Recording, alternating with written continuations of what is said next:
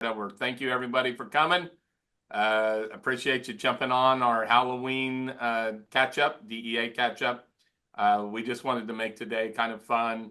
And for those who are involved with digital embellishments and are doing some different jobs, if you have something you'd love to show off and maybe talk about it a little bit.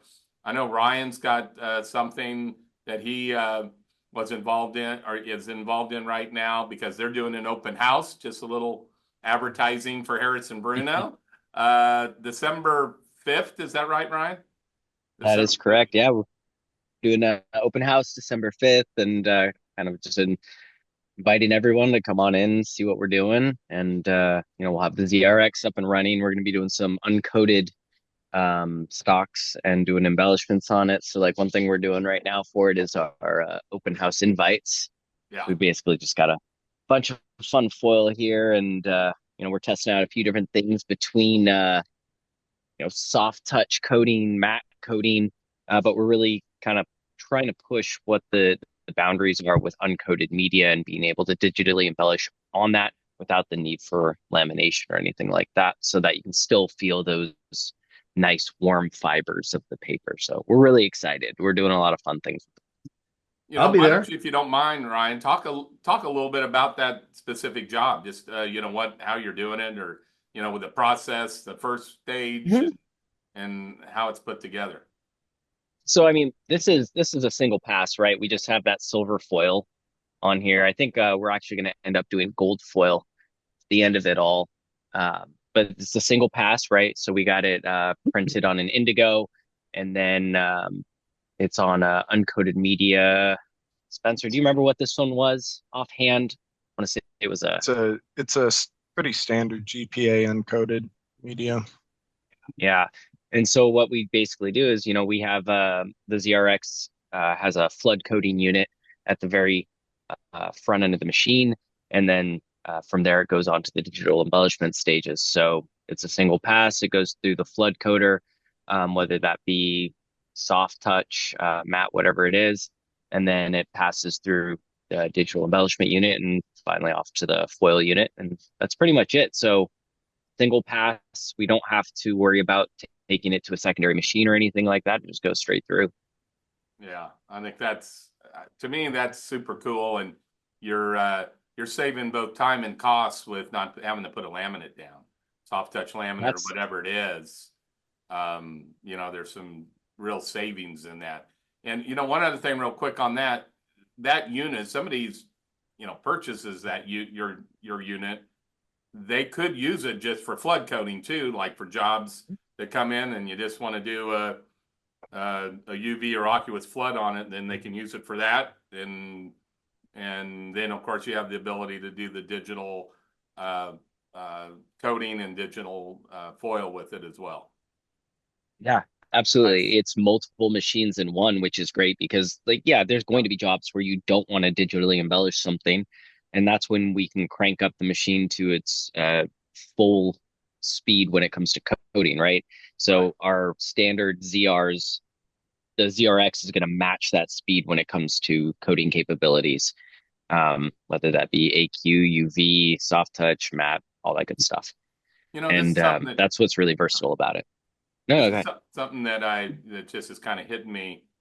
Is there challenges with the polymer going down or the foil on if it's a UV coating that goes on first versus an innocuous? Does that make a difference in how in the and how it works on the sheet? It depends on the coating, Jeff, but we actually have some trick ways around that. So Because UV is kind of a plastic by nature, right? So we yeah, we have some ways around that we've tested and have actually worked really well. And you end up getting a even stronger bond and adhesion between the two. yeah, because there's always I've been in the foil world for a long time, and there's always a challenge with the hot foil or cold foil going down on a pre-UV coated sheet a Yep, lot of times. for So sure. yeah, Yeah. yeah. So the Yeah, since aqueous. since we're able to do it on one line, right? We don't have to take the sheet from one to another. We have a process that allows us to put UV on top of UV. Oh, gotcha. Yeah. Very It's cool. very simple, but it's yeah. I won't say too much Great. about it.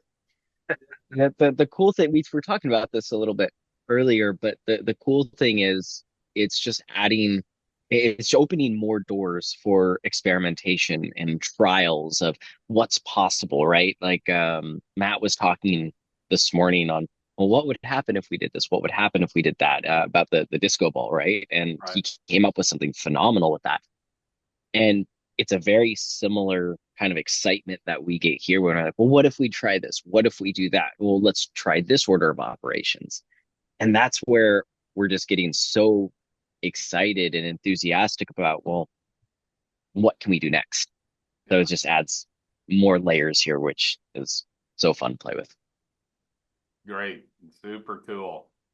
Hey, Katie, I might ask you, do you have one of the samples? I know you were involved in the name badges that were done for the for the Sabine, for the paper specs program, the seminar that she did in Chicago. Do you have a sample of that? Maybe talk a little bit about what you did with that. I actually don't think I have one up here. I have them. They're downstairs. There you go. Hey, There's look, one. look, Ryan's got one. Awesome. Yeah. So with I might, those, I she might really have you wanted to tell do. everybody, a little bit about how that was put together and what you did with that. Yeah. So she really wanted to do casting here, which I usually don't like to do if it's not on black, just because it doesn't show up as well. But Sabine was very adamant. She wanted it very subtle and simple. So that's what we went with either way. And it actually showed up a lot better than I had thought it would be. And then she was initially thinking just to do solid polymer on the rest, just clear. And I said, okay, well, I'm gonna draw the line right there. I think that we should do something more fun and different. And I think that the designers would like that. So we did a lot of different fun and funky patterns instead. So that's like on the pink area of the name Yeah. badge is where you did a bunch of different textures and Exactly. Just because people don't use them as much as they can, and it's so easy and so simple to do. So where was the casting cure used? Over the whole? It was on some specific shapes. I think it was only 5 shapes total. Okay. So okay, yeah. So you would, on that, you do there's a pass of the coating of the raised spot, and then does the casting cure go on in a separate pass then? Yeah, when it goes on in a separate pass. Gotcha. Okay. Utilize. And we just use the honeycomb pattern from Bright Technologies. So. Right. That's cool. Yeah, it's all raised. Yeah. That came out, and you ran that on your Scodix, correct? At LPI. Yeah. Mm-hmm. Super nice. Really cool. Bob, you got anything that you guys have worked on lately that's a digital project? He's gone. I think he's got something in mind. Well, it's not digital. Sorry, but that's okay. There is a little digital in it, but I'm not going to talk to that specifically because it's a technology that I've been using for a while, and it's out on the market now, so I can kind of talk about it. But it's kind of Halloween-y. That's cool. Wow. Is that lenticular? Yes, it is. A lenticular. Okay. 3-way flip. Nice. And it's out there, so you can go to your local Target or your hobby shop, spend a couple $100 and get a big package. So that stuff is so hard to do, right? You have to glue it just right to make sure that No, the first step is what's your viewing size, right? Where are you viewing it from? Is it a poster? Then it has to be a certain LPI. Is it handheld or is it arm length? So there's different lenses on an LPI lens that you buy, and you spec them that way. It has to be custom made. and the wait time's about 12 weeks, and you have to determine the sheet size, and you have to size out, interlace it also. So there's a lot of upfront pre-press work that has to be done to it. And then, then your press has got to be tuned just right, because you're basically printing dots on the hill and then in the valley, right, of the lenticular. You're printing directly on the screen itself. You're printing directly on the lens, Okay. and you're actually printing on the back side of the lens. So you're reverse printing, right? And so yep. So it's tricky. It takes a while, This particular run was about 20,000 sheets. So it was, I think it was 12 up. The less up you put on it, the more control you have over it, because obviously you're going to have plastic distortion if you start going out 40 inches or more. But yeah, it was a nice project, and it's on the street. So you print on the back side, Bob, and then is it then laminated to a board or paper after that, or it's just used by itself? It's just used by itself. So then it's die cut into the size you need it. Could be any size, obviously, round corners and so forth, whatever. We put a couple layers of white on it also on the last unit, and then put a UV coating that's pretty shred resistant to the dyes and so forth, so it doesn't chip. And it's a nice little piece, and it's you don't see a lot of it anymore. You used to see a lot of it, back in when Disney did it during the Blu-ray days. But it's still out there, still popular, and it's not a throwaway, it's a keepsake. So it's not like, we're killing the environment here. I was in New York with my kids a couple weeks ago, a month and a half ago, and all these little street vendors, believe it or not, are selling these little lenticular posters of like everybody that you're into. So like my kids into anime, they had like that one, and it was literally a crust. So I walked home, I have like 4 lenticular little posters. I paid $20 each for one sheet.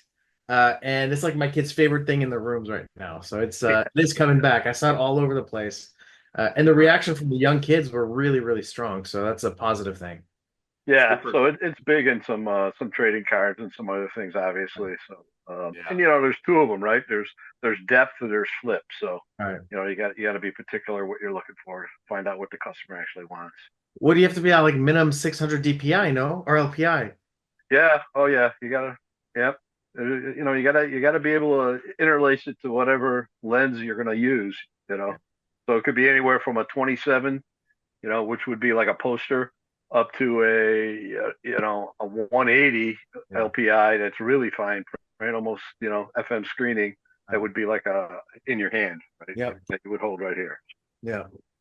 It took me a few months and a lot of research and trial and error to finally get lenticular to work. I had some test sheets and I played around, but yeah, it's not easy. Not easy to work with. Yeah. Well, I remember you had to print on like a white sheet, and then you'd have to there's like adhesive that you'd actually have to line up the sheets to these, and if you got it wrong, like it was terrible, because those sheets are like $1 a piece, and if it didn't line up just right, then you wouldn't get the flip. So I just remember like it was hard. That's not easy. Yeah, there's basically 3 ways to do it. The way you were just describing, right. The way that traditional way that we like doing it, printing right on it, and then there was printing a piece that is out of register and putting the lens in front of it on a case, like. So that was the 3rd way to do it. So, yeah, Crazy a lot of stuff. complex things. And one question back to the Bruno machine, Harris Bruno. So obviously that flood coater, you have a ability to change analog cells.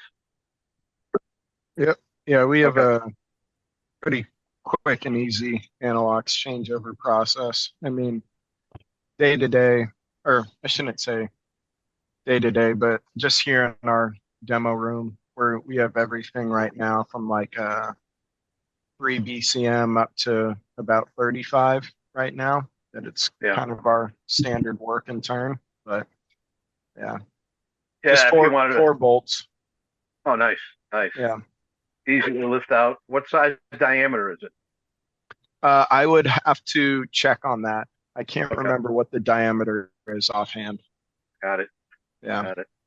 All right, so I'm sure like even for indigo, you could throw in their 3 BCM and do a primer on there, Yeah, right? Yeah. absolutely. We've, not really for our ZRX, but we've sold our ZRs for a long time. And during COVID, we actually saw a big spike in people using their ZRs to prime media because people were having a really tough time getting good media. Sure. Cool. Yeah. Yeah, no, a lot of different capability there, anywhere from primer to grit coatings, which are lots of fun. Cool. Hey Joe, do you have anything you'd want to show, or I don't know if Yeah, your I video got a on? I got a video. Yeah, Like a self-promotion piece. Let me see if I can. just showing what you guys can do with your digital. Yeah, it's Scodex. Okay, this is your Scodex machine. Yeah, this is a box for a trade show that the salespeople were going to. They're like, "Oh, make us something." So I'm like, "All right." That's awesome. So is it so you printed it black? Ooh, wow, that's cool on the Yeah, I corner. printed black and then an image of like stained Stained glass. glass. Yeah. Wow. Awesome. Yeah, I made samples with that stained glass, and everyone was ooh ah about it. So I put it on the box. Beautiful. Explain how you created that stained glass look. How did you do that? I found some clip art, stock image, and it kind of had like a texture to it, so I kind of put that texture. So it's two layers of spot UV. So Okay. one is a smooth layer, and then I put the texture over the top. So Hmm. there's three different foils. So three times there, and then two times with spot UV. So I got holographic foil, blue foil, and glitter foil. The The stained PDT glass look logo. is really cool. Yeah. That Yeah, came it's pretty neat. Everyone loved that one. Yeah, that came out really nice. Super cool. Nice job. So Thanks. is there printing on the stained glass, or is that all was Yeah, just, there's printing too? there's printing. All the color you see is printing. Gotcha. And then you use the different foils. So the glitter is a foil too, then, right? Like it's a glitter holographic. Correct. And then I got to put like a pattern over the top of it, or it looks like a bunch of dots, and it kind of gives it more of like a diamond look. Right. Yeah, that really looks like a stained glass window. Super cool. And then I did in this part, I did like a 10% or 15% of the foil to give it kind of a shine to it, in a certain light. Yeah, that's neat. Super cool. How to stop sharing. Great. One earlier Kevin had his design meetup, and I was going to tell you this, and Kevin can maybe talk about it too. But Matt Red Bear had a super cool imitation that he worked on, where he was printing over the top of a digital foil that had been applied on his iridescent, and he really created a cool look. He said he actually came up with the idea from talking to you at Printing United. So you helped spark the idea, Mark. I don't know. You'll have to get a sample from Matt. I don't know if they're done, Kevin. I don't know if but once he's completed with the invite, you'll need to get a sample because it came out really cool on how he utilized the print over the top of this. It's a globe, a silver globe, and he almost created a diffuser holographic look with the ink over the top. That's neat. That's always neat. Yeah. Yeah. Yeah. I hadn't seen many people try that before. I don't know, Bob, have you ever tried that? Printing toner or indigo. You have indigos or what are you running for digital? Oh, but you're on. There we go. I'm back. No digital here yet. We're still playing around things, and we've had some outsource on it. But yeah, we've toyed with that a little bit. Nothing commercial retail yet, but yeah, we got something in the works. Yeah, I was always afraid that would like absolutely just trash the printing engine to be running raised foil through there, but apparently not. I mean, he seems to be getting away with it, and I think it was only a 250 sheet run, so it wasn't like something that's denting the fuser on a regular basis. But I was kind of curious if anybody else had heard of that being done. Now, why, Kevin, did you'd be concerned about that? Is it because it's raised? Is that why? Is that the concern that that area would be raised? Is that what would cause the problem? So like when you're printing envelopes on a digital engine, it's like because the edges are just a little bit thicker than the rest of the envelope because that's where they fold. Like they can mark the engine, meaning that the fuser, meaning that like wherever you run, let's say 1,000 envelopes, wherever those edges are, the next time you run a regular sheet, wherever those edges were, you'll have lines going up and down your press. It's called it's called banding or streaking, but typically that's because you're marking your fuser, you're building in like a groove into your fuser. So in my mind, I was like, oof, I would have never tried that because if I had a digital press, unless I have like a special fuser or a bad fuser, as he called it, I'd be just very careful about marking my fuser with raised varnish or foil. Yeah. But it's a cool look. I mean, if it's something that's new, then maybe there's some you could put like a cam in the fuser to get like a wider gap so that you're not, marking it. I don't know. It brings up some good ideas. Yeah, it changes your maintenance programs too with your digital press manufacturers when you do stuff like that. Yeah, you don't tell them that stuff. You keep that to yourself. Another piece to that, Kevin, is as you said, it can get the fuser, but if it's a indigo application, when you're repeating that same raised thing over and over, it can impact the blankets really Right. quickly. Right. And it greatly decreases the lifespan of the blanket. And if it's the right image in the right place at the right height, when I say decrease the life, I mean we're talking 100 to 1,000 sheets, and then Right. all of a sudden that blanket is damaged. So you got to be a little bit careful depending on what the application is. Now, Agreed. And also, you got Go to ahead. be careful with the registration. So that's a tough thing too. So you take a sheet that's been through a fuser once, that's been through a digital embellishment a machine that has UV and IR lamps, and then you try to print the same image to register on top of where you put that foil down. It's going to be super hard to basically hit that. So you have to design around it. You have to be smart in your design and leave a lot of margin for error on the registration side, just because it's going to be almost impossible to hit. But if it works, you could essentially make your own colored foils using toner, meaning whatever Really? kind of you want to use, you can do it directly on the press. I think Mark knows something about that. Yeah, we've been doing that for a while. And I got to tell you, people like Canon, they got 31 sheets and they are pretty unbelievable what they do with the registration or the 9,500. So it's pretty amazing. Yeah. Michael, anything else you guys done Kurzweise with your digital metal recently? Any pieces or anything you got there to show off to us?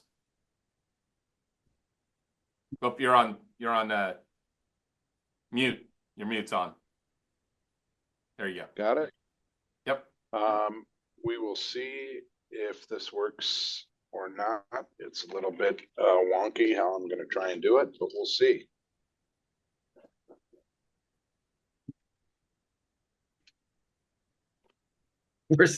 He disappeared. Where'd he go? He disappeared. This is his Halloween costume. He's a ghost. So You have to say trick or treat.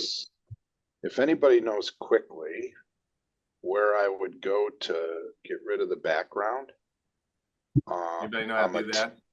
I'm Kevin? a Teams guy, not a Zoom guy. I would say go to If you look at your video, Michael, Yeah. where you can turn your video on and off, there should be a little arrow pointing up.